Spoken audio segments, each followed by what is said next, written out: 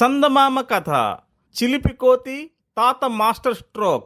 ఒక పెద్ద అడవిలో ఒక చిన్న కోతి ఉండేది. దాని పేరు జంబు. ఆ కోతి చిలిపితనానికి మారుపేరు. జంబు ఒక్క క్షణం కూడా ఖాళీగా ఉండదు. ఏదో ఒక చిలిపి పని చేస్తూ అందరినీ ఏడిపిస్తూ ఉంటుంది. సాధారణంగా అడవిలో ఉండే జంతువులు ప్రశాంతమైన జీవితాన్ని కోరుకుంటూ ఉంటాయి. కానీ జంబూ కోతి వల్ల వాటి జీవితంలో ప్రశాంతత అనేది మాయమైపోయి చాలా కాలమైంది.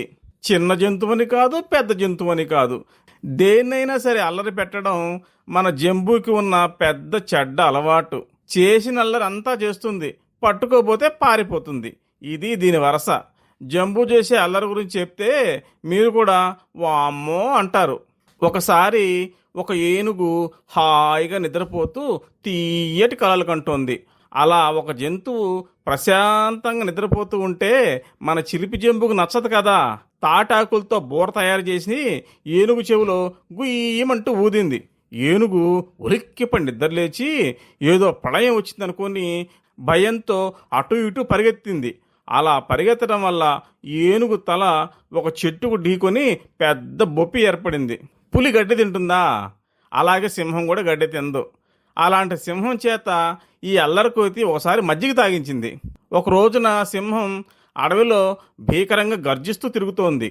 జంబు ఆ సింహం దగ్గరికి వెళ్ళి, మీ గర్జన శబ్దం ఇంకా బాగా పెరిగే ఔషధం నా దగ్గర ఉంది అంటూ సింహం చేత మజ్జిగ తాగించింది.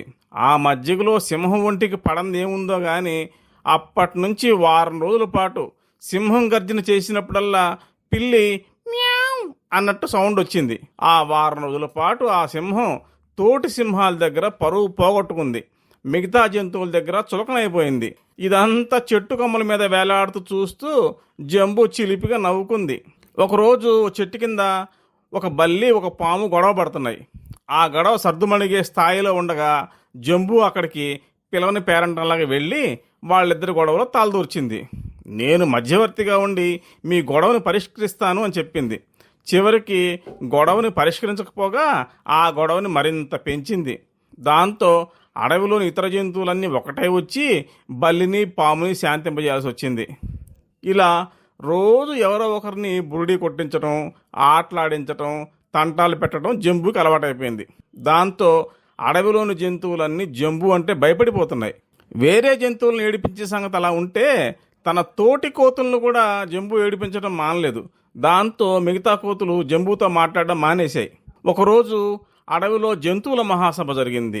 అందరికీ తలనొప్పిగా మారిన జంబు కోతిని ఎలా అదుపులో పెట్టాలి అనే చర్చ మొదలైంది.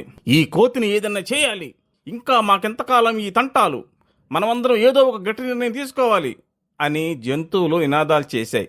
అప్పుడు రంగప్రవేశం చేశాడు ఎలుగుబంటి తాత. ఈ జంబుని ఓడించగలవాడు ఒక్కడే ఉన్నాడు అన్నాడు. ఎవరిది అని జంతువులన్నీ ముక్తకంఠంతో అడిగాయి. వాడి పేరు జంబు, వాడిని వాడే ఓడించుకుంటాడు అని ఎలుగుబంటి తాత చెప్పాడు. అది విని అడవిలో జంతువులన్నీ ఎలుగుబంటి తాతని పిచ్చోని చూసినట్టు చూశాయి. మేము అసలే జంబుగాడు అల్లరి తట్టుకోలేక అల్లాడుతుంటే మధ్య నీ పరాచికాలు ఏంటి అంటూ కొన్ని జంతువులైతే ఎలుగుబంటి తాతను మొహం మీద అడిగేశాయి. అప్పుడు ఎలుగుబంటి తాత అసలు పథకాన్ని బయట పెట్టాడు. తాత చెప్పిన పథకానికి జంతువులన్నీ ఆమోదం తెలిపాయి. ఎలుగుబంటి తాత ఎక్కడి నుంచో ఒక నిలువుటద్దాన్ని తీసుకొచ్చాడు. దాన్ని ఒక చెట్టు మొదలకు బిగించాడు. జంబుని పిలిచాడు. ఇదిగో జంబు, ఇక్కడెవరో అసలు జంబు నేనే అంటున్నాడు. ఇంతకీ మీ ఇద్దరిలో అసలు జంబు ఎవరో తేల్చుకోండి అన్నాడు. జంబు అద్దం ముందుకు వచ్చింది. ఆ అద్దంలో ఉన్న తన ప్రతిబింబాన్ని చూసి అది మరో కోతి అనుకుంది. నువ్వెవరు? నేను జంబుని అంది. అదే మాట అద్దంలో ఉన్న కోతి కూడా అన్నట్టుగా జంబుకు అనిపించింది. ఇక అద్దంలో ఉన్న తన ప్రతిబింబంతో జంబు వాదించడం మొదలుపెట్టింది. జంబు ఏం చేస్తే అద్దంలో ఉన్న కోతి కూడా అదే చేస్తుంది కదా. అలా అద్దంలో ఉన్నది తన ప్రతిబింబమే అని గ్రహించలేని జంబు మిగతా విషయాలన్నీ వదిలేసి ప్రతిరోజు దాంతో వాదిస్తూ అక్కడే కూర్చుంటోంది.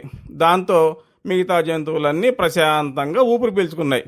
వజ్రాన్ని వజ్రంతో కోసినట్టుగా చిలిపి జంబుని జంబుతోనే కట్టడి చేశాడు ఎలుగుబంటి తాత.